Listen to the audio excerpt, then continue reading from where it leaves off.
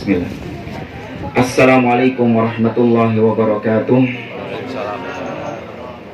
Innal hamdalillah nahmaduhu wa nasta'inuhu wa nastaghfiruh wa na'udzu billahi min syururi anfusina wa min sayyiati a'malina. Man yahdihillahu fala mudilla lahu wa man yudlil fala hadiya lahu. Wa asyhadu an la ilaha illallah wahdahu la syarika lahu wa asyhadu anna Muhammadan abduhu wa rasuluh.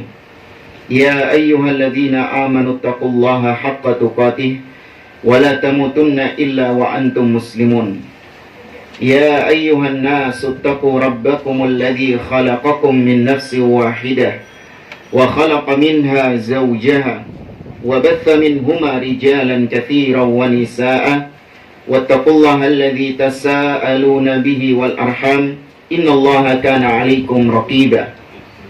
Ya ayyuhalladzina amanu taqullaha wa qulu qawlan sadida yuslih lakum a'malakum wa yaghfir lakum dhunubakum wa may yuti'illaha wa rasulahu faqad faza fawzan 'azima. Amma ba'd. Fa inna asdaqal hadithi kitabullah wa khairal hadi hadi Muhammadin sallallahu alaihi wasallam wa syarrul umuri muhdatsatuha wa kullu muhdatsatin bid'ah wa kullu bid'atin dhalalah wa kullu dhalalatin finnar. Ma'asyiral muslimin, ikhwani fillah wa akhwati rahimani wa rahimakumullah. Alhamdulillah, segala puji bagi Allah Azza wa Jalla yang melimpahkan kepada kita nikmat-nikmat yang begitu banyak. Tidak ada satupun makhluk yang bisa menghitung berapa nikmat yang Allah berikan kepadanya. Sehingga Allah Azza wa Jalla mengatakan di dalam surah An-Nahl, kata Allah Azza wa Jalla, wa in ta'uddu ni'matallahi la tuhsuha. Apabila kalian menghitung-hitung nikmat Allah, kalian tidak akan mampu menghitungnya. Karena memang tugas kita bukan untuk menghitung nikmat Allah, tapi tugas kita adalah bersyukur. Washkuruli, kata Allah, bersyukurlah atas nikmat-nikmatku. Dan bersyukur kepada Allah Azza wa Jalla tidak cukup hanya dengan mengucapkan Alhamdulillah.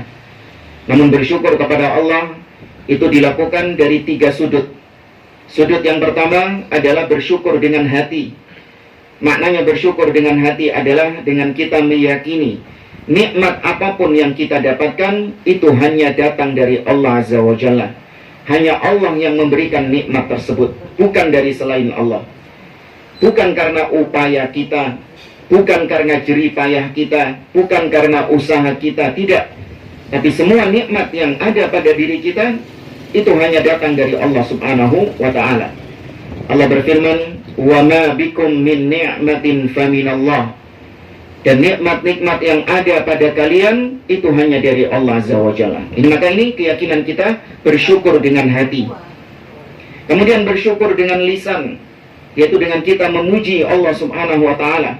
Kita mengatakan Alhamdulillah, atau kita mengatakan Alhamdulillah alladzi bi ni'matihi tatimmus shalihat. Atau kalaupun kita ditimpa musibah, sesuatu yang tidak mengenakkan, kita tetap disyariatkan untuk memuji Allah Azza wa Jalla. Apa bacaannya? Kalau kita ditimpa musibah, kita memuji Allah. Alhamdulillah ala kulli hal. Naam. Segala puji bagi Allah atas segala kondisi yang ada. Kemudian juga Allah mengatakan dalam akhir surah Wad-Duha, kata Allah Subhanahu wa ta'ala, Allah Azza wa Jalla mengatakan, wa amma bi ni'mati rabbika fahaddits. Adapun nikmat-nikmat Rabbmu, maka ucapkanlah, ceritakanlah. Boleh kita menceritakan nikmat yang kita peroleh dari Allah kepada orang lain, selama memang itu bukan perkara yang haram. Apa contohnya? Kita dapat nikmat, tapi kita nggak boleh ceritain ke orang lain. Nikmat apa itu? Apa itu, Bu? Ada satu nikmat ini, itu kita dapatkan dari Allah, tapi kita nggak boleh cerita kepada orang lain. Haram hukumnya dalam syariat. Nikmat apa? Iya, berhubungan suami istri. Nggak boleh kita ceritakan kepada orang lain. Tapi kalau nikmat-nikmat yang lain boleh kita ceritakan, asal yang kita ceritani itu orang yang kita ceritakan itu bukan termasuk orang yang hasad, bukan termasuk golongan orang-orang yang hasad. Dan kemudian yang ketiga, bersyukur kepada Allah adalah dengan perbuatan kita, yaitu kita gunakan nikmat-nikmat tersebut hanya untuk beribadah kepada Allah. Kita gunakan nikmat-nikmat itu di jalan Allah Azza wa Jalla, dan kita tidak menggunakan nikmat itu di jalan syaitan untuk bermaksiat kepada Allah, tidak. Maka kalau kita menggunakan nikmat Allah untuk bermaksiat kepadanya, berarti kita kufur nikmat, bukan syukur terhadap nikmat Allah Azza wa Jalla. Maka di antara bentuk nikmat atau di antara bentuk syukur kita kepada Allah adalah dengan kita belajar ilmu syar'i. Kita gunakan waktu ini adalah nikmat dari Allah. Kita gunakan waktu ini untuk mempelajari agama Allah, belajar Al-Quran, belajar sunnah Nabi SAW. Ini termasuk bentuk syukur, mensyukuri nikmat Allah Subhanahu wa Ta'ala. Di atas ini aja, Pak. Iya, tidak bisa duduk bawah. Pak Toto, bisa di atas juga, tidak apa-apa, Pak Toto. Hah? Tidak apa-apa, nemenin saya. Monggo. Oke, salam.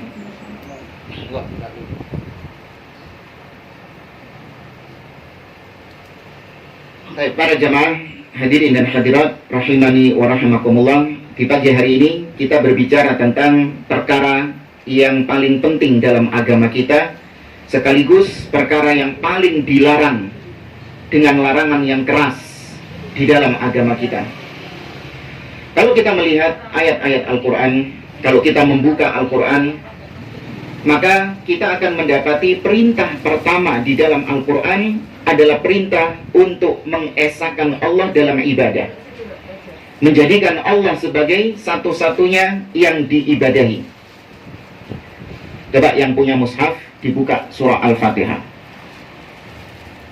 Ketika Anda membaca surah Al-Fatihah, Anda tidak menemukan ada perintah Allah dalam surah Al-Fatihah itu. Allah tidak memerintahkan apapun dalam surah Al-Fatihah itu. Tidak ada. Kemudian lanjut halaman kedua, Alif Lam Mim Dzalikal Kitabu La Raiba Fi, sampai seterusnya. Lagi-lagi Anda tidak mendapatkan Allah memerintahkan sesuatu di situ, atau Anda tidak mendapatkan Allah melarang sesuatu di situ. Lanjut lagi ke halaman ketiga, Innal ladzina kafaru sawa'un 'alaihim a'andzartahum am lam tundzirhum la yu'minun. Sampai bawah Anda juga tidak mendapatkan ada perintah dari Allah, dan juga Anda tidak mendapatkan ada larangan dari Allah Subhanahu wa Ta'ala di halaman ketiga itu. Nah, baru ketika Anda menginjak halaman yang keempat dari surah Al-Baqarah, ada perintah dari Allah dan juga ada larangan dari Allah Subhanahu wa Ta'ala. Dan ini yang dikatakan oleh para ulama, perintah yang ada pertama kali di dalam Al-Quran, larangan yang ada pertama kali di dalam Al-Quran. Ada yang tahu ibu-ibu apa bunyi ayatnya? Sudah ada kasih bocorannya. Ayat yang keempat, halaman yang keempat dari mushaf Al-Quran.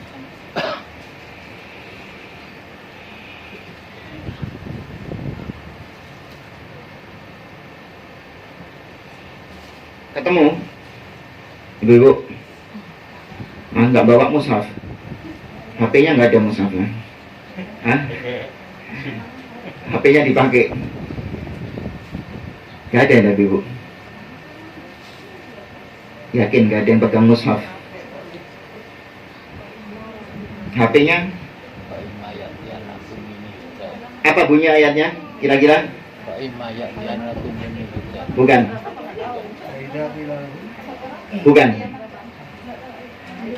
Oh, nggak ada hadiahnya ini. Makanya nggak mau jawab ini. Kalau ada hadiahnya mungkin semangat jawab. Kan sudah ada ini bungkusan kotaknya. Bukan hadiah itu ya.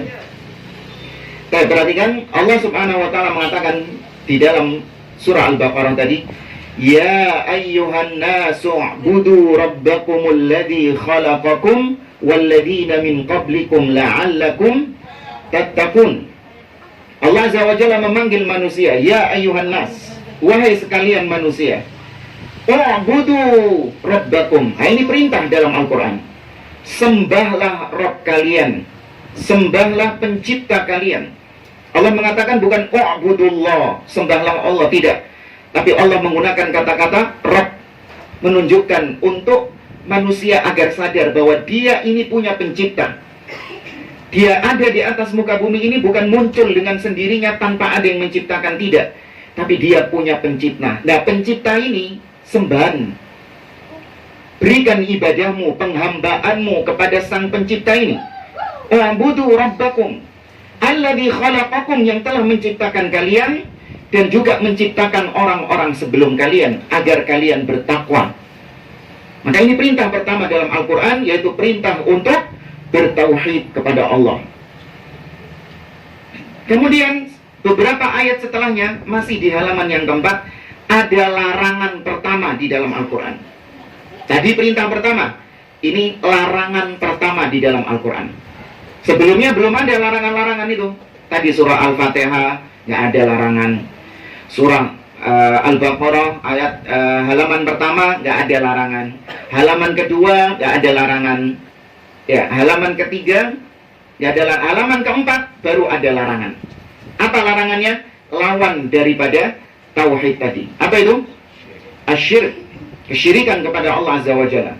Allah mengatakan, "Fala taj'alu lillahi andada wa antum ta'lamun." Maka jangan kau mengadakan tandingan-tandingan bagi Allah, sedangkan kalian mengetahui bahwa Allah itu tidak ada yang sebanding dengannya. Maksudnya, jangan mengadakan tandingan-tandingan adalah, yaitu engkau menandingi Allah dalam beribadah.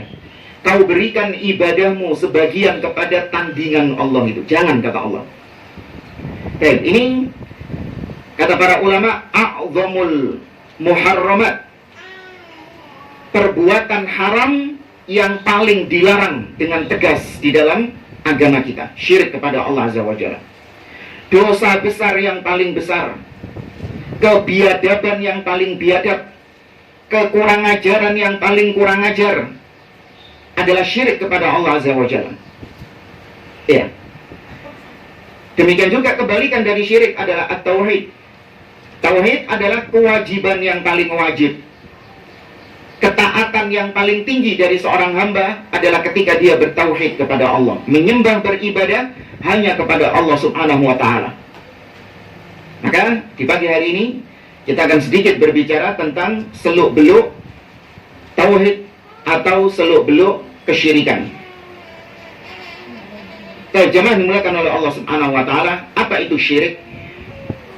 Para ulama banyak mendefinisikan tentang syirik. Syirik secara bahasa artinya serikat, berserikat.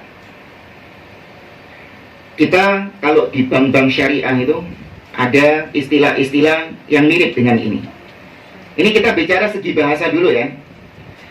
Anda pernah kalau di bank-bank syariah itu ada mudharabah, ada wadi'ah, ada syirkah. Pernah dengar namanya? Syirkah. Apa itu syirkah? Kongsi, kerjasama, kongsi, bagi hasil. Nah, bagi hasil. Ini kita bicara secara bahasa, jangan nanti terus Anda mengatakan, waduh, bagi hasil itu syirik. Enggak. Ini secara bahasa. Tapi apa yang dimaksud bagi hasil? Yaitu ketika Anda berbisnis dengan partner Anda, mitra dagang Anda, ketika sama-sama mendapatkan keuntungan, maka keuntungan ini dibagi. Ya, keuntungan ini dibagi. Ini disebut dengan bagi hasil dengan partner Anda. Anda punya partner di situ. Apa hubungannya dengan syirik kepada Allah Subhanahu wa ta'ala? Maka syirik kepada Allah Azza wa Jalla mirip konsepnya dengan tadi. Yaitu kau meyakini Allah itu punya partner. Allah itu punya mitra. Yang mitra tersebut juga Anda berikan persembahan ibadah kepada partnernya Allah Subhanahu wa ta'ala tadi. Anda berikan penghambaan diri Anda kepada partnernya Allah Subhanahu wa ta'ala. Meyakini Allah itu punya partner, punya mitra, punya kongsi, Sehingga ibadah Anda yang Anda kerjakan, sebagian Anda berikan kepada Allah, sebagian Anda berikan kepada partnernya Allah ini tadi, tandingannya Allah subhanahu wa ta'ala tadi. Betul, ketika dia sholat, dia sholatnya untuk Allah. Ketika dia puasa, puasanya untuk Allah, diberikan sama Allah. Ketika dia menyembelih dia berikan untuk Allah. Ketika dia berhaji, berumrah, dia berikan untuk Allah subhanahu wa ta'ala. Tapi ternyata sebagian ibadah yang lain diberikan kepada partnernya Allah tadi. Ketika dia ditimpa musibah, dia berdoanya kepada siapa? Partnernya Allah. Berdoa kepada wali-wali yang telah mati, berdoa kepada kuburan-kuburan keramat, minta kepada jin, minta kepada pohon keramat, minta kepada batu keramat, dan yang lainnya. Ya, ini syirik secara bahasa. Adapun secara istilah syar'i, syirik itu maknanya adalah taswiyatu ghairillahi billahi fi syai'in min khasa'isillah. Syirik secara istilah syar'i maknanya adalah menyamakan Allah dengan selain Allah pada perkara-perkara yang menjadi kekhususan Allah subhanahu wa ta'ala. Ini ketentuan yang perlu untuk kita pahami bersama tentang definisi syirik. Saya ulangi, syirik definisinya adalah menyamakan Allah dengan selain Allah pada urusan-urusan perkara-perkara yang menjadi kekhususan Allah subhanahu wa ta'ala. Syirik itu sebagaimana tauhid ada 3. Kalau tauhid kita tahu, para ulama mengatakan tauhid ada 3 sudutnya. Ada tauhid rububiyah, kemudian tauhid apa? Uluhiyah, dan al-asma was sifat. Sama, syirik pun juga demikian. Syirik ada syirik rububiyah, ada syirik uluhiyah, dan ada syirik asma was sifat. Dan mungkin sekedar meringkas saja, apa itu tauhid rububiyah, apa itu tauhid uluhiyah, dan apa itu tauhid asma was sifat, dan juga kebalikan dari itu, syirik rububiyah, syirik uluhiyah, dan syirik asma was sifat. Maka syirik atau tauhid rububiyah maknanya adalah engkau menjadikan Allah sebagai satu-satunya pencipta. Kau meyakini Allah satu-satunya yang mampu untuk menciptakan, Allah yang mampu untuk ngasih rizki, Allah satu-satunya yang menghidupkan dan mematikan, Allah satu-satunya yang menguasai seluruh alam semesta ini, dan Allah satu-satunya yang mengatur seluruh alam semesta ini. Itu yang disebut dengan tauhid rububiyah. Karena tauhid rububiyah ini diambil dari kata Rabb. Ya, diambil dari kata Rabb. Alhamdulillahi Rabbil Alamin. Rabb artinya 3. Pencipta, pengatur, dan penguasa. Ya, Rabb itu artinya 3. Pencipta, penguasa, dan pengatur. Nah, maka Anda meyakini Allah satu-satunya pencipta, maka berarti Anda mentauhidkan Allah dari sisi rububiyah. Nah, baik. Kalau misalnya ada ungkapan pencipta lampu, siapa namanya dalam sejarah? Thomas Alva Edison. Pencipta telepon, Alexander Graham Bell, dan seterusnya, dari pencipta-pencipta yang ada di dunia ini. Baik. Ketika Anda mengatakan Thomas Alva Edison adalah pencipta lampu, pencipta, Anda berbuat syirik nggak? Meyakini sesuatu yang syirik nggak? Kan tadi dikatakan pencipta hanya siapa? Allah subhanahu wa ta'ala. Tapi Anda mengatakan Thomas Alva Edison pencipta lampu. Syirik nggak? Kenapa nggak syirik? Alam semesta.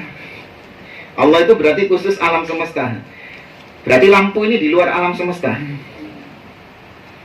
Kenapa kok nggak syirik? Bener, nggak syirik. Benar nggak syirik? Ketika Anda mengatakan Thomas Alva Edison pencipta lampu, itu nggak syirik. Kenapa kok nggak syirik? Tidak meyakini Thomas Alva Edison satu-satunya pencipta. Ya kan berarti ada yang berserikat sama Allah. Berarti ada yang sama dengan Allah. Allah pencipta, Thomas Alva Edison juga pencipta. Nah, ini sebenarnya masuk kategori syirik. Tapi kenapa kok nggak dikatakan syirik? Karena pencipta yang dimaksud pada Thomas Alva Edison ini, dia ini sebenarnya bukan pencipta yang hakiki. Kenapa? Karena namanya menciptakan sesuatu itu adalah mengadakan sesuatu yang sebelumnya nggak ada. Paham? Mengadakan sesuatu yang sebelumnya nggak ada. Itu kan benar Ustaz. Lampu kan sebelumnya nggak ada. Terus diadakan sama Thomas Alva Edison. Enggak. Thomas Alva Edison ini cuma ngerangkai jamaah. Paham ya? Bahan-bahannya sudah ada nggak? Sudah ada bahan-bahannya. Dia ini hanya sekedar menyusun saja. Disusun sama dia, kemudian jadi lampu. Ini bukan pencipta yang hakiki. Makanya lebih tepat dikatakan Thomas Alva Edison ini penemu. Kalau nemu itu barangnya sudah ada nggak? Sudah ada. Dia cuma sekedar menemukan saja. Tapi kalau pencipta, namanya menciptakan itu sebelumnya nggak ada. Langit dan bumi ini sebelumnya ada nggak? Nggak ada sebelumnya. Kita manusia sebelumnya ada nggak? Nggak ada. Maka ketika diadakan sama Allah Subhanahu wa Ta'ala, maka itu namanya menciptakan yang hakiki. Nah, mencipta seperti ini, ada nggak yang bisa selain Allah? Nggak ada. Nggak ada yang bisa selain Allah. Baik. Kemudian tauhid rububiyah maknanya juga adalah penguasa, pemilik. Kita meyakini bahwa semua yang ada di atas muka bumi ini miliknya Allah Subhanahu wa Ta'ala. Tidak ada sesuatu apapun yang bukan milik Allah. Bahkan diri kita miliknya siapa? Allah Subhanahu wa Ta'ala. Tidak ada sesuatu apapun yang bukan milik Allah. Dan semuanya dikuasai oleh Allah Subhanahu wa Ta'ala, berada di bawah kekuasaan, kepemilikan Allah Azza wa Jalla. Ini juga dari tauhid rububiyah, yaitu meyakini Allah satu-satunya yang menguasai. Baik, sekarang kalau misalnya ada namanya SHM, sertifikat hak milik, syirik nggak itu? Kenapa kok nggak syirik? Kan katanya nggak boleh ada pemilik. Bumi ini semuanya milik siapa? Allah. Lah kok sampean ngaku-ngaku memiliki? Administrasi. Kenapa kok nggak syirik? Paham ya? Masalahnya ya? Ya. Allah satu-satunya pemilik. Makanya ada sebagian orang sukanya ngambil tanahnya orang karena mengatakan bumi ini milik Allah. Maka dijawab oleh para ulama, Allah Subhanahu wa Ta'ala memang memberikan kepemilikan kepada sebagian makhluknya, tapi itu sifatnya temporer, sifatnya sementara, bukan kekuasaan, bukan kepemilikan yang murni.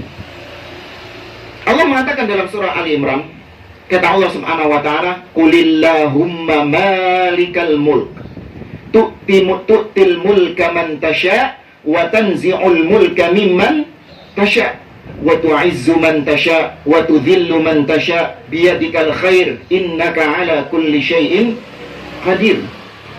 Kata Allah, Allahumma malikal mulk, ya Allah, engkau adalah rajanya raja, rajanya semua kerajaan.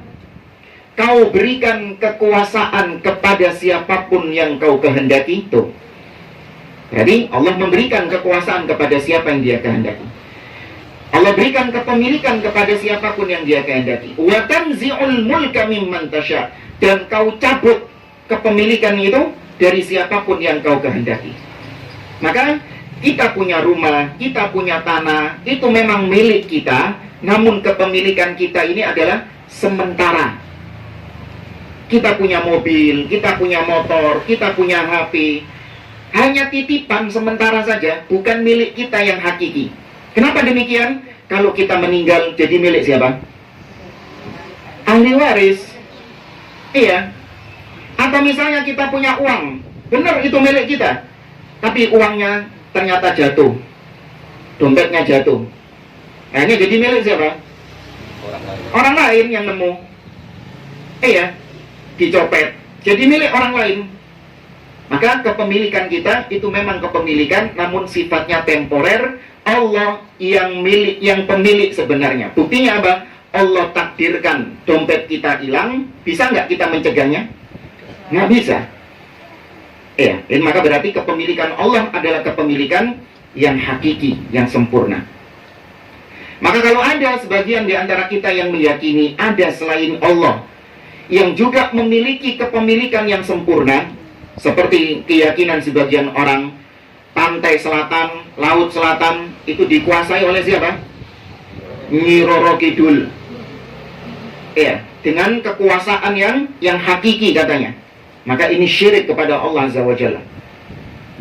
Atau misalnya sebagian tempat itu dikuasai sama jin-jin tertentu. Maka kalau ingin menguasainya harus ngasih tumbal dulu, ngasih sajen dulu. Karena jin inilah yang menguasai. Sing bau rekso. Ya, bahasanya kan gitu. Ini sing bau rekso. Itu syirik kepada Allah Azza wa Jalla. Kalau lewat situ harus nunduk, amit. Ya, kalau ada pohon angker lewat situ nunduk, amit. Kenapa ada amit nunduk itu? Karena dia meyakini bahwa yang menguasai siapa? Jin tersebut. Ya. Maka ini keyakinan-keyakinan yang termasuk syirik dalam rububiyah. Kemudian tauhid rububiyah juga mengharuskan kita untuk meyakini Allah satu-satunya yang mengatur, mudabbir, yudabbirul amr, kata Allah. Dialah Allah yang mengatur segala urusan. Baik, kita meyakini atau kita melihat ada selain Allah yang juga menjadi pengatur di muka bumi ini. Polisi ngatur lalu lintas, pemerintah mengatur negaranya, orang tua mengatur rumah tangganya, Pak RT mengatur kampungnya. Kalau kita meyakini ada yang mengatur selain Allah, syirik nggak? Syirik nggak? Katanya nggak ada yang mengatur selain Allah, hanya Allah yang mengatur seluruh urusan yang ada di alam semesta ini. Ternyata ada Pak Polisi ngatur lalu lintas, pemerintah ngatur negara. Syirik nggak ini? Kenapa nggak syirik? Nah, sama seperti sebelumnya, itu pengaturan yang tidak sempurna. Pengaturan yang tidak sempurna. Tetap dia itu di bawah pengaturan Allah Subhanahu wa Ta'ala. Polisi mengatur lalu lintas. Meskipun seketat-ketatnya polisi memberlakukan peraturan lalu lintas, Allah mentakdirkan terjadi kecelakaan lalu lintas. Kedaden nggak? Kedaden. Polisi bisa nggak mencegahnya? Nggak bisa. Itu menunjukkan pengaturan manusia, itu pengaturan yang nisbi, relatif dan terbatas. Berbeda dengan pengaturan Allah Subhanahu wa Ta'ala. Nah, jamaah, ini yang disebut dengan tauhid ar-rububiyah. Dari tiga sisi tadi, pencipta, penguasa, dan pengatur. Tauhid rububiyah ini itu diyakini juga sama Abu Jahal JS. Abu Jahal JS siapa? Fir'aunnya Quraisy. Abu Jahal ini Fir'aunnya Quraisy. Kalau Fir'aunnya Musa ya yang kita ketahui di kisahnya Nabi Musa. Tapi kalau Nabi Muhammad SAW, Fir'aunnya siapa? Abu Jahal and the gang, dan konco-konconya. Dan Abu Jahal ini mereka disebut Muslim atau musyrik? Musyrik. Padahal Abu Jahal ini mereka meyakini juga tauhid rububiyah yang tadi kita bahas. Mereka mengimani bahwa Allah satu-satunya pencipta, Allah satu-satunya penguasa, Allah satu-satunya pengatur alam semesta. Abu Jahal JS meyakini itu. Dari mana kita tahu? Allah sendiri yang mengatakan. Allah mengatakan dalam surah Yunus misalnya, ayat 31, kalau nggak salah. Allah mengatakan, Qul man yarzuqukum minas sama'i wal ard, amma yamliku sam'a wal absar, wa man yukhrijul hayya minal mayyit, wa yukhrijul mayyita minal hayy, wa man yudabbirul amra, fasayaquluna Allah, faqul afala tattaqun. Kata Allah, Qul, katakan wahai Muhammad. Allah perintahkan kepada Nabi Muhammad SAW untuk menanyakan ini, pertanyaan-pertanyaan berikut ini kepada Abu Jahal CS. Takonono mereka ini. Tanya kepada mereka. Pertanyaan pertama, siapa yang ngasih kalian rizki dari langit dan bumi? Masih masuk kategori tauhid apa ini? Rububiyah. Kemudian pertanyaan yang kedua, siapa yang memiliki pendengaran dan penglihatan? Yang ngasih pendengaran sama penglihatan kalian siapa? Yang menciptakan pendengaran sama penglihatan kalian siapa? Masuk tauhid apa ini? Rububiyah juga. Siapa yang menghidupkan yang mati dan mematikan yang hidup? Masuk tauhid apa ini? Rububiyah juga. Yang keempat, dan siapa yang mengatur segala urusan? Tauhid apa? Rububiyah juga. Allah sendiri menjawab, fasayaqulunallah. 4 pertanyaan ini kalau kau tanyakan kepada mereka, pasti mereka menjawab Allah. Bukan Lata, bukan Uzza, bukan nama-nama berhala, bukan. Jadi Abu Jahal itu kalau ditanya, siapa yang menciptakan kau? Abu Jahal nggak jawab Lata, Uzza, bukan. Tapi Abu Jahal jawab apa? Allah. Baik, kenapa mereka kok tetap disebut musyrik? Padahal mereka meyakini Allah sebagai satu-satunya pencipta, satu-satunya Rob. Kenapa tetap disebut musyrik? Karena tauhid yang kedua ini, tauhid uluhiyah. Tauhid uluhiyah ini diambil dari kata-kata ilah. Apa artinya ilah? Yang disembah. Ilah artinya yang diibadahi. Di dunia ini ada banyak ilah. Manusia itu punya ilah-ilah. Orang Yahudi punya ilah, orang Nasara punya ilah, orang Buddha punya ilah, orang Hindu punya ilah. Semua punya ilah-ilah di dunia ini. Tapi yang jadi masalah, apakah ilah-ilah yang ada itu berhak untuk disembah? Apakah ilah-ilah yang ada itu berhak untuk disembah? Tidak. Hanya Allah Azza wa Jalla satu-satunya ilah yang berhak disembah. Allah mengatakan dalam surah Al-Hajj, "Dzalika bi annallaha huwal haq wa annama yad'una min dunihil batil." Yang demikian itu karena Allah satu-satunya ilah yang hak, ilah yang benar. Sedangkan yang disembah oleh mereka, yaitu mereka yang menyembah selain Allah, itu ilah yang batil, ilah yang keliru. Apapun itu bentuknya, mau nyembahnya nyembah nabi, mau nyembah wali, mau nyembah kuburan, mau nyembah batu, mau nyembah pohon, apapun bentuk sesembahannya, pokoknya kalau selain Allah, maka itu batil.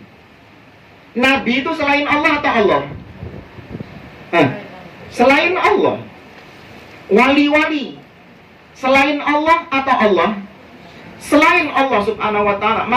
Maka masuk kategori sesembahan yang batil. Ustaz, kalau Nabi Muhammad SAW yang disembah, na'am, Nabi juga termasuk ilah yang hak atau batil? Batil juga. Meskipun Rasulullah, iya, meskipun Rasulullah gak pantas disembah. Dan Nabi itu bukan sesembahan. Meskipun beliau adalah manusia yang paling mulia, beliau adalah makhluk yang paling mulia, tetap beliau gak pantas, gak punya hak untuk disembah. Maka maknanya tauhid uluhiyah yaitu menjadikan Allah sebagai satu-satunya yang berhak disembah, dan meyakini selain Allah adalah sesembahan yang batil. Itu inti dari tauhid uluhiyah. Dan tauhid uluhiyah inilah intisari, tauhid yang paling pokok, tauhid yang paling diutamakan oleh para nabi dan rasul yang diutus sama Allah. Inti dakwah mereka adalah nyembah Allah dan melarang mereka dari kesyirikan, melarang umatnya dari kesyirikan. Semua nabi dan rasul modelnya gitu jamaah. Anda lihat di dalam firman Allah dalam Al-Quran, Allah menceritakan banyak kisah-kisah para nabi dan rasul. Fokus dakwah mereka adalah mengajak umatnya untuk nyembah Allah saja dan memerintahkan umatnya untuk meninggalkan yang disembah selain Allah, sesembahan-sesembahan selain Allah.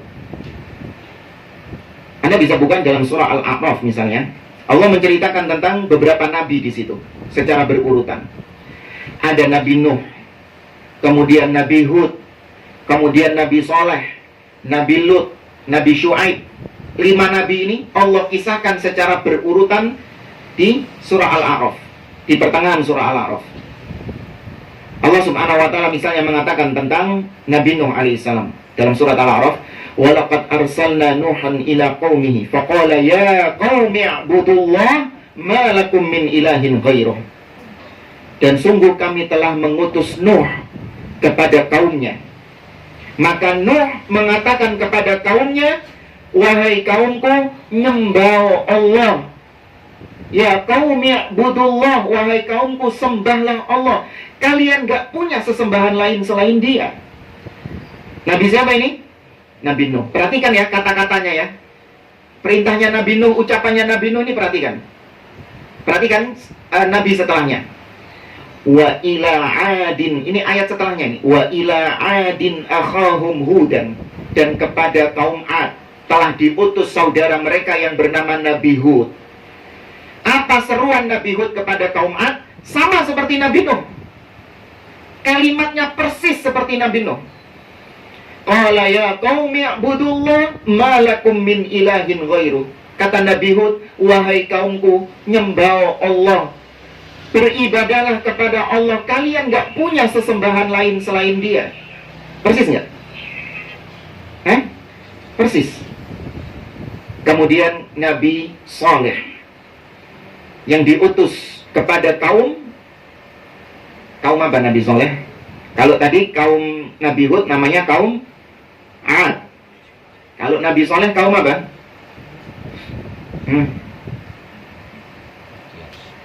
Kaum Samud. Ya, Nabi Saleh itu kaum Samud.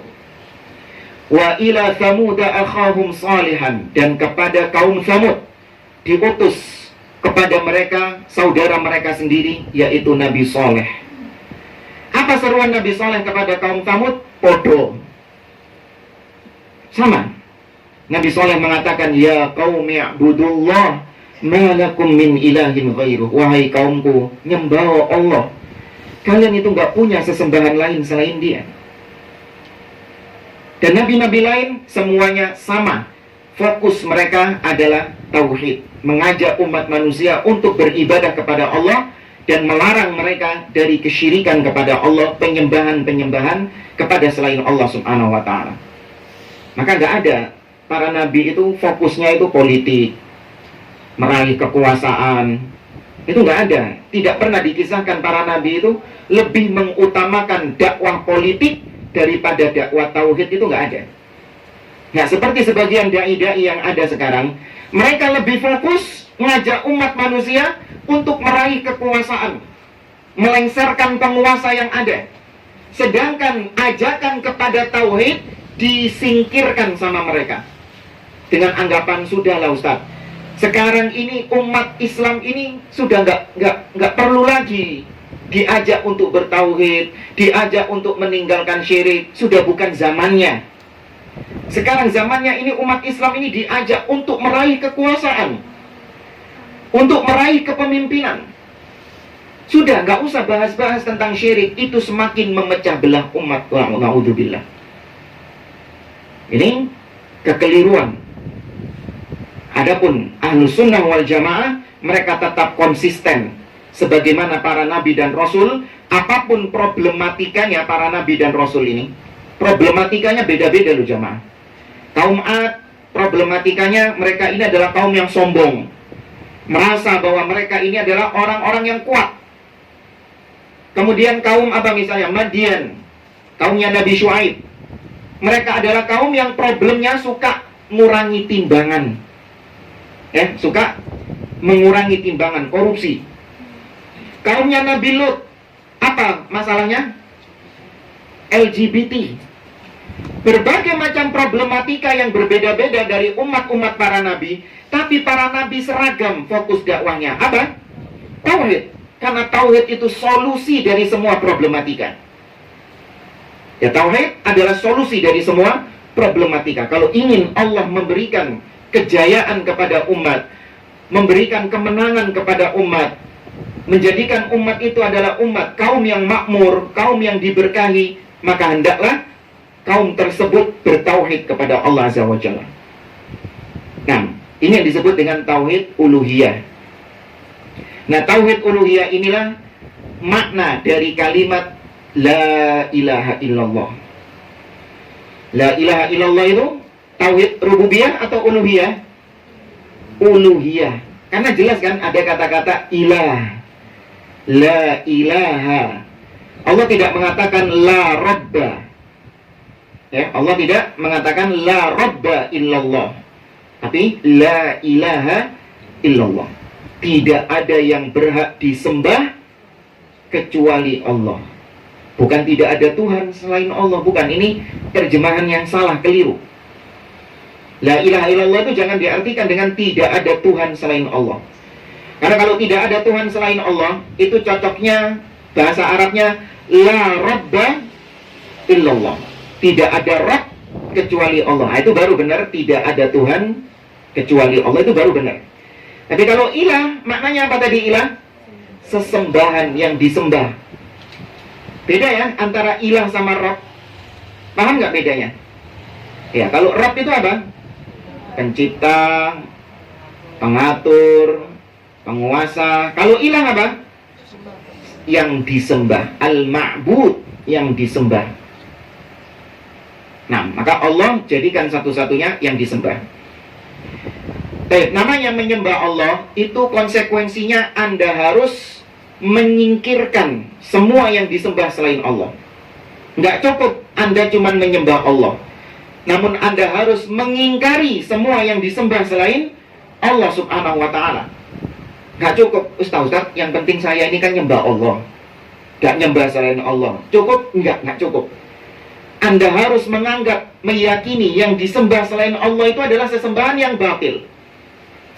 Contoh ada kasus gini misalnya, Anda nyembah Allah, beribadah kepada Allah, Anda nggak pernah mempersembahkan sedikit pun ibadah Anda kepada selain Allah. Tapi di satu sisi, Anda meyakini juga ada sesembahan selain Allah yang juga pantas untuk disembah, tapi nggak Anda sembah. Ada orang-orang yang mengatakan, ya biarlah itu dia nyembah dewa-dewa, nggak apa-apa. Itu juga jalan menuju surga.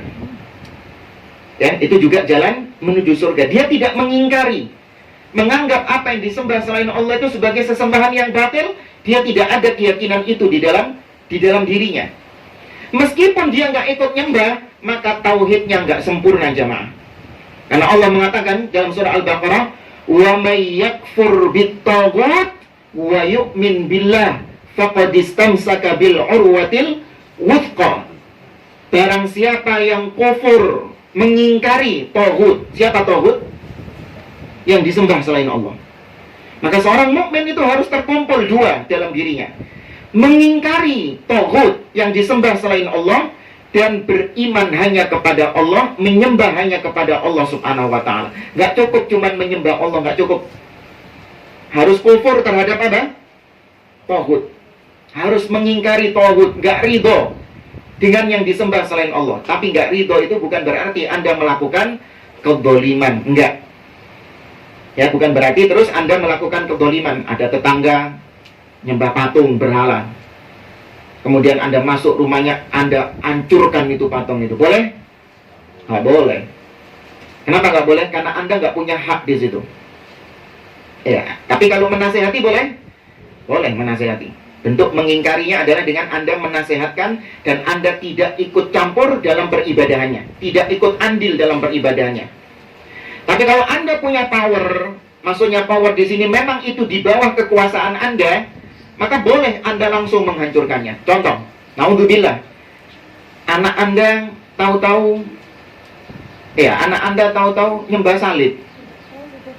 Ya, anak sampean dewe tahu-tahu nyembah salib. Anda sebagai kepala rumah tangga boleh nggak langsung menghancurkannya? Boleh, karena Anda punya hak di situ. Ya, Anda punya hak untuk melarang dengan tangan. Ya, tapi kalau tetangga atau teman, kawan, nggak boleh, jangan. Haram itu di dalam agama. Dan jemaah dimulakan oleh Allah Azza wa Jalla, itu tadi tauhid al-uluhiyah. Maka ketika seorang mempersembahkan ibadah kepada selain Allah, apapun bentuk ibadahnya, mau itu sholat, mau itu doa, biasanya yang paling banyak doa. Yang paling banyak dipersembahkan kepada selain Allah ini adalah doa. Maka ketika dipersembahkan kepada selain Allah, jatuhnya dia syirik uluhiyah. Dan syirik uluhiyah ini bisa mencapai tingkatan kufur, keluar dari agama Islam. Kemudian yang ketiga adalah syirik dalam al-asma was sifat, atau tauhid al-asma was sifat. Ini jenis tauhid yang ketiga. Kita meyakini Allah Subhanahu wa ta'ala punya nama-nama dan punya sifat-sifat. Ini fokus ya, biasanya tentang asma wa sifat ini agak jelimet. Ya, karena orang kalau dibilangi tentang sifat-sifat Allah, itu otaknya mesti mikirnya menyamakan Allah dengan makhluk. Ya, padahal konsepnya dalam asma wa sifat Allah tidak serupa dengan makhluknya. Maka kondisikan pikiran kita, jangan sampai ketika kita menceritakan, membicarakan tentang sifat Allah, terbetik dalam pemikiran Anda Allah mirip dengan makhluk. Itu buang jauh-jauh, penyakit itu. Baik, kita tahu Allah punya nama-nama yang indah. Allah berfirman dalam surah Al-A'raf, "Walillahil asma'ul husna fad'uhu biha." Dan Allah punya nama-nama yang indah, maka panggillah Allah dengan nama-nama tersebut. Nama-nama Allah ada berapa? 99. Yang diketahui. Baik, nama-nama Allah tidak ada yang mengetahui berapa jumlahnya kecuali Allah Subhanahu wa ta'ala. Ya, tidak ada yang mengetahui jumlahnya kecuali Allah. Adapun hadis yang mengatakan Nabi SAW bersabda, "Inna lillahi tis'atan wa tis'ina isman." Sesungguhnya Allah memiliki 99 nama. Mi'ah illa wahidah, 100 kurang 1. Man ahsaha dakhalal jannah. Barang siapa yang menghafalnya, kemudian dia gunakan nama-nama itu untuk berdoa, memanggil Allah dengan nama-nama itu, maka dia akan masuk surga, kata Nabi. Hadis ini sahih, namun kata para ulama, ini bukan pembatasan nama Allah cuma 99, bukan.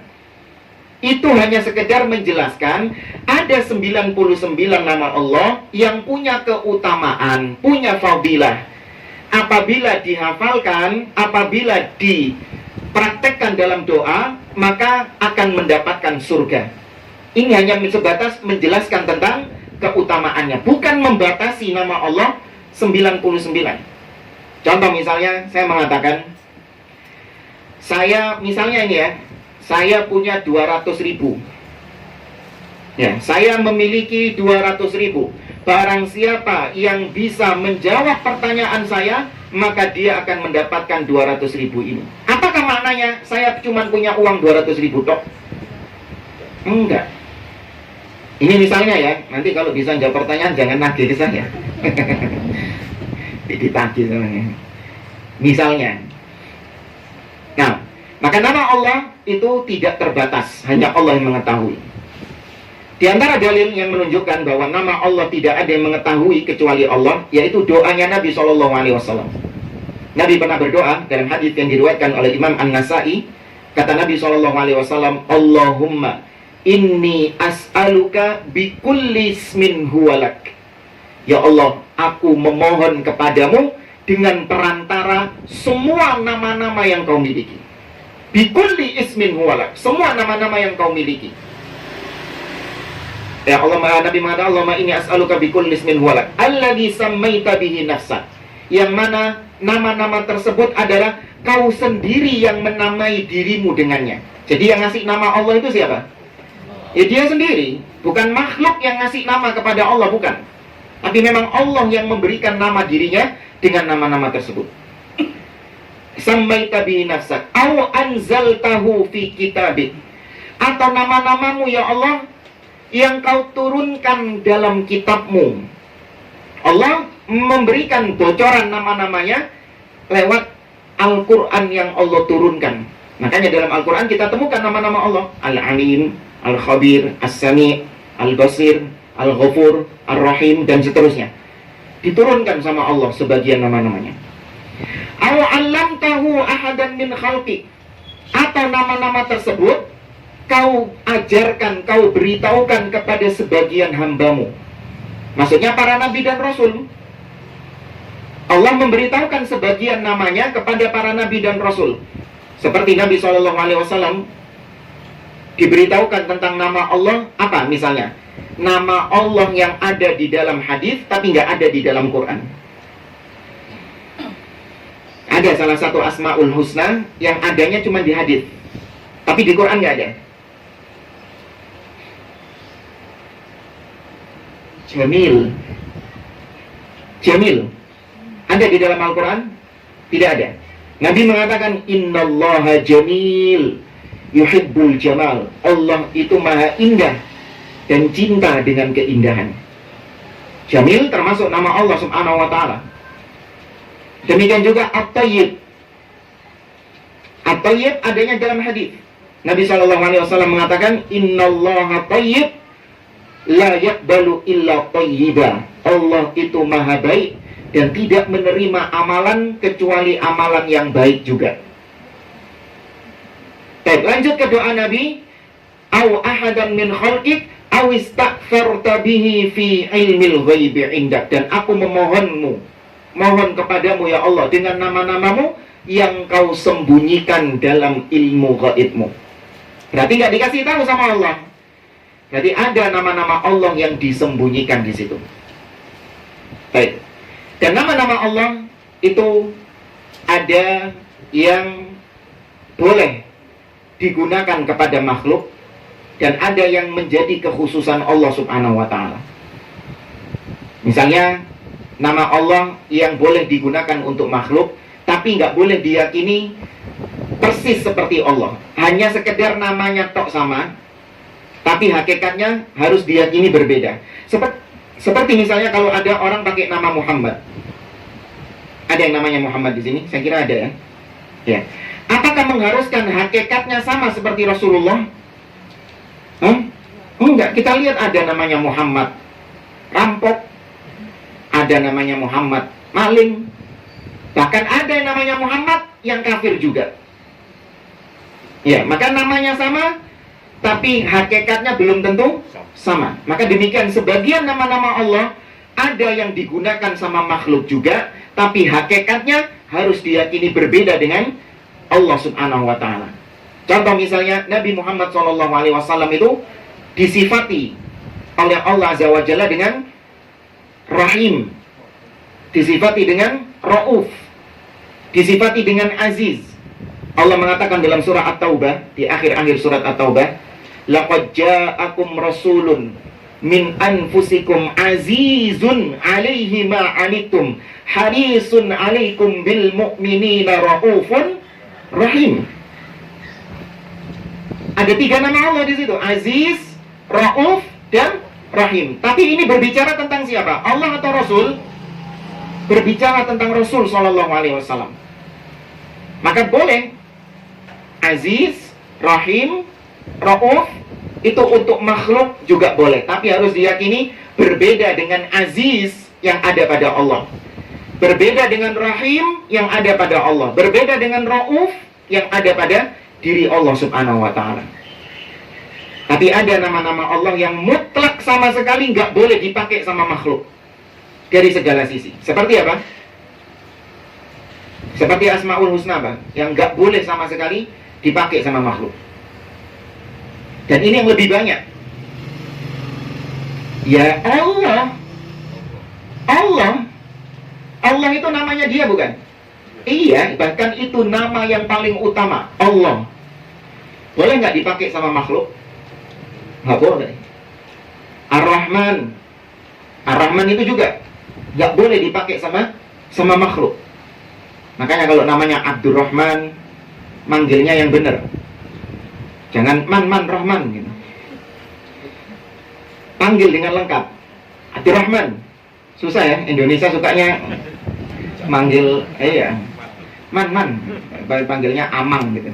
Mang Amang gitu. Dan itu nama Allah Subhanahu wa taala, hanya Allah satu-satunya yang boleh menyandang nama tersebut. Itu nama. Adapun sifat Allah Subhanahu wa taala ini lebih banyak lagi. Karena tidaklah ada sesuatu melainkan pasti dia punya sifat. Apapun itu. Ya, apapun itu pasti ada sifatnya. Saya tantang Anda, sebutkan sesuatu yang ada tapi dia nggak punya sifat. Ayo. Nggak apa-apa, ini tak kasih hadiah uang. Angin. Apa? Angin ada sifatnya. Ya, di antara sifatnya angin apa misalnya? Dia berhembus, atau dia ini sifatnya apa namanya? Mengisi ruang. Angin itu kan sifatnya mengisi ruang. Ya. Ada sifatnya. Tidak ada sesuatu apapun kecuali ada sifatnya. Bahkan jin, ya jin kata mereka nggak ada sifatnya. Ada sifatnya apa? Nggak nampak. Itu sifatnya dia. Sifatnya dia adalah tidak nampak, ghaib. Maka sesuatu apapun pasti ada sifatnya, tanpa terkecuali Allah Subhanahu wa ta'ala. Maka Allah memiliki sifat-sifat. Allah itu punya sifat mendengar. Allah juga sifatnya melihat. Allah sifatnya berbicara. Ya, Allah Subhanahu wa ta'ala punya sifat murka, marah. Allah punya sifat mencintai, merahmati, mengampuni, memaafkan. Ya, semua dari sifat-sifat Allah Subhanahu wa ta'ala. Meskipun sama seperti tadi, meskipun sama, sifat tersebut ada pada makhluk, namun harus diyakini hakikatnya berbeda. Allah mendengar. Allah punya nggak sifat mendengar? Punya. Makhluk juga punya nggak sifat mendengar? Punya. Apakah sama pendengaran Allah dengan makhluk? Tidak sama. Allah melihat, makhluk melihat nggak?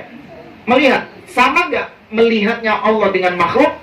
Berbeda. Tapi melihat ya melihat maknanya. Ya melihat. Jangan ditakwil ke makna-makna yang lain. Dan ini panjang ya kalau kita bahas tentang asma wa sifat.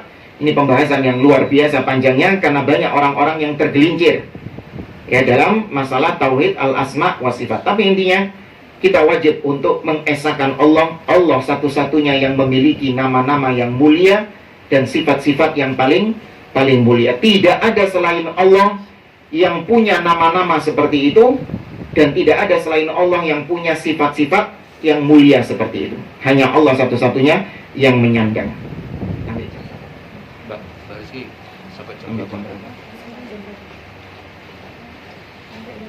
Sudah. Loh, kok terserah saya? Jangan. Biasanya itu loh. 10:30 buyar. Sudah buyar. Ada tanya jawab? Ada. Baik, berarti ini tinggal 15 menit. 15 menit tanya jawab. Oh, ini.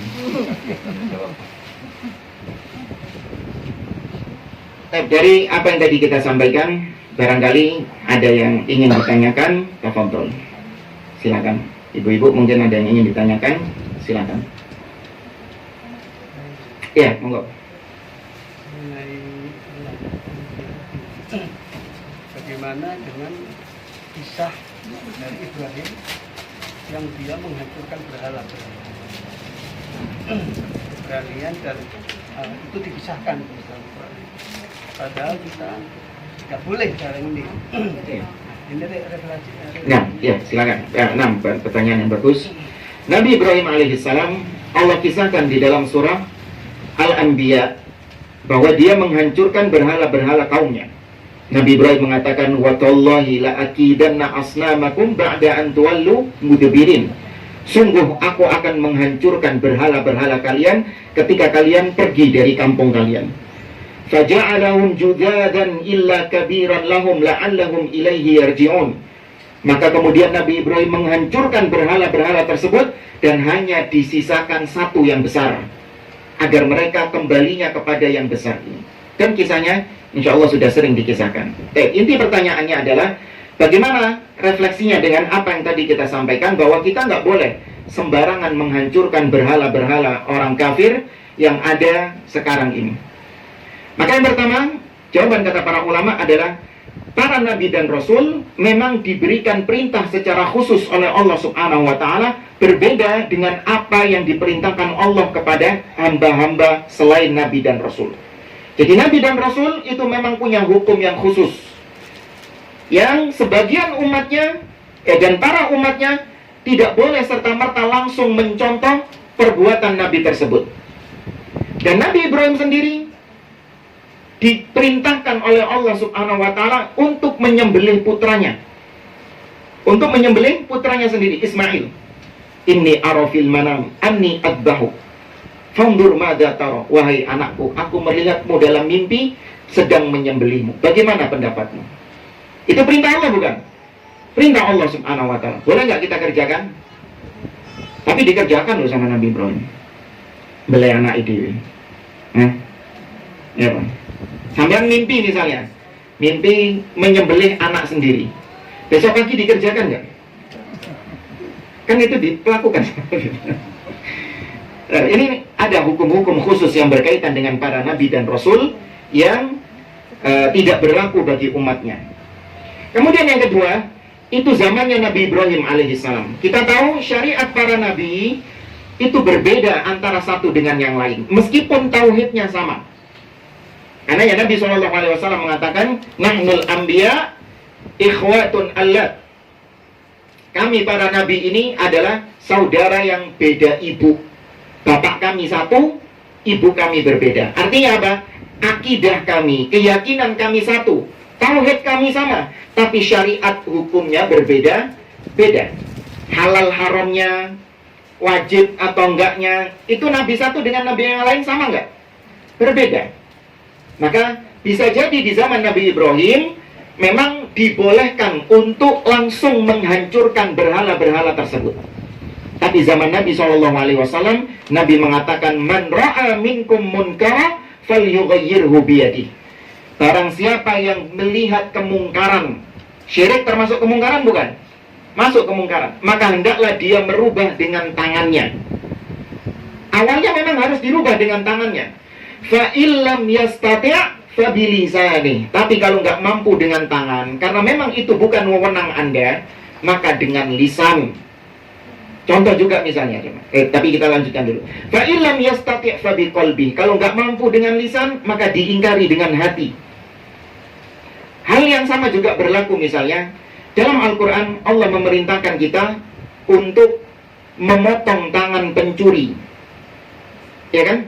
Allah mengatakan dalam surah Al-Maidah, was-sariqu was-sariqatu faqta'u aydiyahuma jazaa'an bima kasaba nakalan minallah wallahu azizun hakim. Pencuri laki-laki dan perempuan, potonglah tangan mereka sebagai bentuk balasan dari Allah atas perbuatan yang mereka kerjakan. Baik, kita punya wewenang? Bisa nggak kita mengingkari pencuri tadi dengan tangan kita? Langsung kita potong tangannya? Nggak bisa. Kenapa? Bukan wewenang kita. Maka kalau dengan lisan bisa nggak?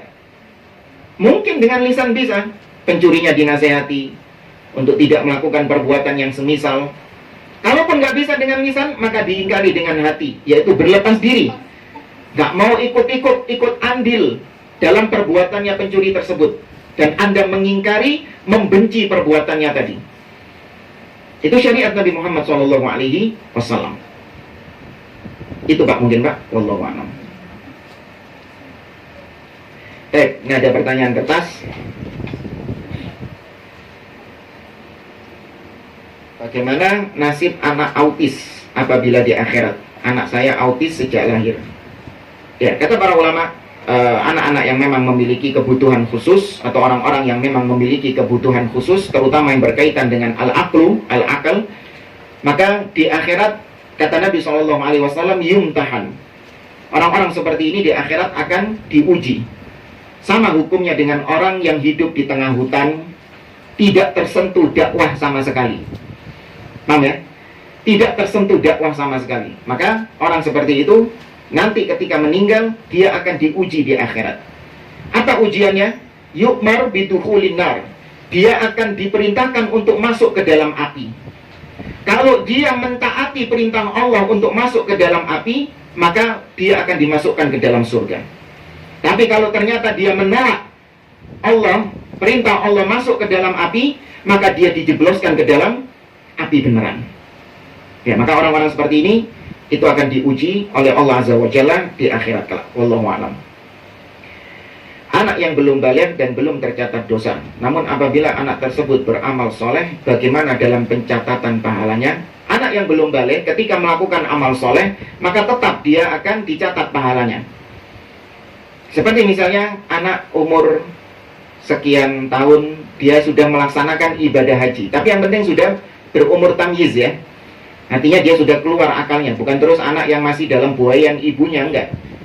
Anak yang masih nyusu, enggak. Tapi dia ini sudah keluar akalnya. Ya mungkin anak umur 5 tahun, ya kan, 6 tahun, dia belum baligh, tapi sudah bisa membedakan yang baik dan buruk, bisa diajak ngomong, ngerti kalau diajak ngomong. Umur berapa itu biasanya? Iya, 4 tahun, 5 tahun ya. Nah, anak-anak yang seperti ini, ketika dia melakukan amal soleh, tetap dia ini tercatat pahalanya, namun tidak gugur kewajibannya.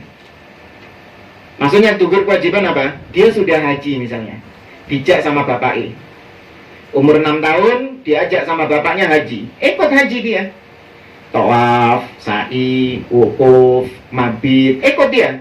Selesai prosesi haji, tahallul, sak tahallul, gundul tek rambutnya. Baik, pulang ke Indonesia. Ketika dia sudah baligh, dia wajib haji nggak? Tetap wajib. Tapi pahala haji yang sudah dia kerjakan itu tetap ada, pahalanya tetap ada, namun kewajibannya tidak gugur. Paham jemaah? Ya, maka tetap dicatat sebagai amal soleh. Wallahu a'lam.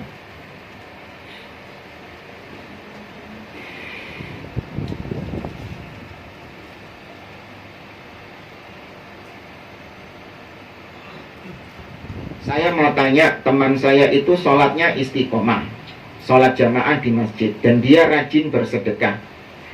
Tapi sering lihat YouTube atau FB tentang orang kesurupan, doa di ruqyah. Itu termasuk perbuatan syirik atau tidak? Dan gimana hukumnya menurut Islam? Ya, namanya orang ruqyah, terkadang kita tahu ada ruqyah-ruqyah yang syar'i, ada ruqyah yang bid'ah, dan ada ruqyah yang bid'ah, ada ruqyah yang syirkiyah. Ada ruqyah-ruqyah yang memang merupakan bentuk kesyirikan kepada Allah Subhanahu wa taala, yaitu meruqyah orang yang kerasukan jin dengan jin juga.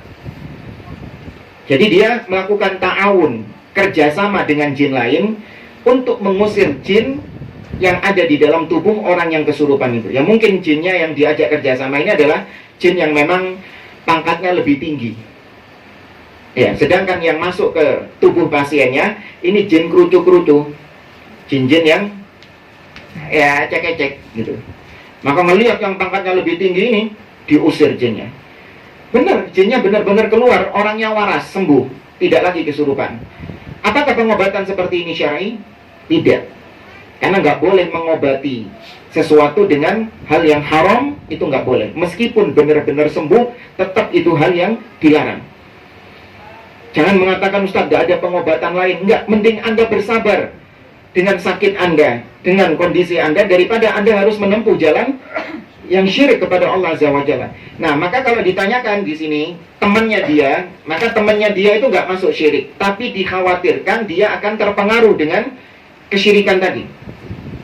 Kalau cuma sekedar lihat YouTube atau FB tentang video orang yang apa? Biasanya perukia itu, wah, gitu kan? pasiennya kayak macan, wah gitu. Wallahu a'lam bener apa enggak itu. Ya kadang orang cuma asyik ngelihat gitu-gitunya toh, padahal mungkin settingan. Kalau cuma sekedar lihat YouTube ya enggak sampai jatuh syirik. Cuman dikhawatirkan itu akan membuka pintu-pintu syaitan. Ya, akhirnya dia nanti jadi ikut-ikutan. Ya, wallahu a'lam.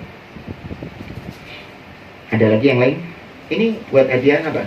Ustaz ngasih pertanyaan. Saya ngasih pertanyaan. Ya. Oh gitu. Ada 2, 1 ibu-ibu. Oh ada 3. 1 ibu-ibu, bapak-bapak sama anak-anak. Baik. Pertanyaan pertama buat bapak-bapak atau terserah lah mau bapak-bapak atau ibu-ibu. Sebutkan ayat di dalam Al-Quran yang merupakan perintah Allah untuk kita mengesahkan dia dalam ibadah, mentauhidkannya dalam ibadah. Dibaca ayatnya. Dibaca ayatnya. Namanya ayat Al-Quran ya bacaannya, bukan nomornya, bukan. Monggo. Bapak-bapak, ibu-ibu, adik-adik. Hah? Nggak ada yang mau, adik-adik. Al-Ikhlas. Surat Al-Ikhlas. Al-Baqarah 21. Coba dibaca ayatnya.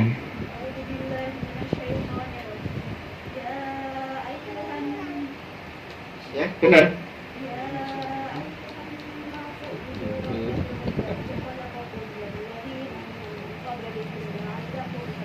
Nah, barakallahu fiik.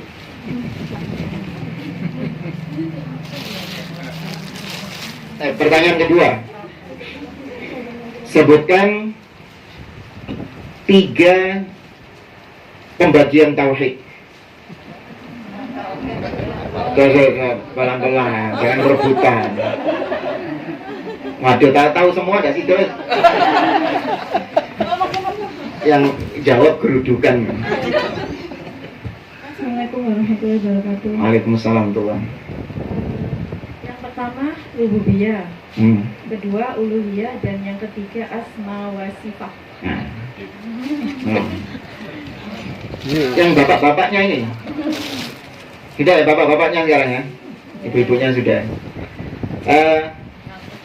Tadi disebutkan tauhid rububiyah itu mencakup 3 sudut.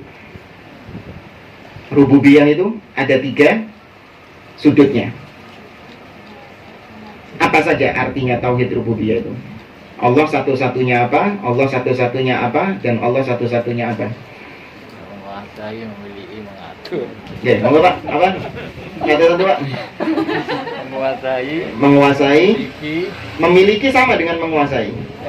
mengatur. Mengatur. Khalaqa.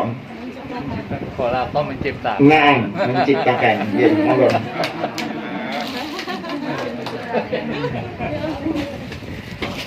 Jamaah, sudah ya? Tutup ya. Anak kira yang bisa kita sampaikan. Semoga Allah Azza wa Jalla menetapkan kita di atas tauhid sampai kita wafat dengan kalimat la ilaha illallah, dan semoga Allah menjauhkan kita, anak keturunan kita, dari penyembahan-penyembahan kepada selain Allah, dari perbuatan syirik kepada Allah Azza wa Jalla, dan semoga Allah berikan kita istiqomah di atasnya. Aku lupa lihada, wallahu ta'ala a'lam, subhanakallahumma wa bihamdik, asyhadu an la ilaha illa anta astaghfiruka wa atubu ilaik, wa akhiru da'wana anil hamdulillahi rabbil alamin, wassalamu alaikum warahmatullahi wabarakatuh.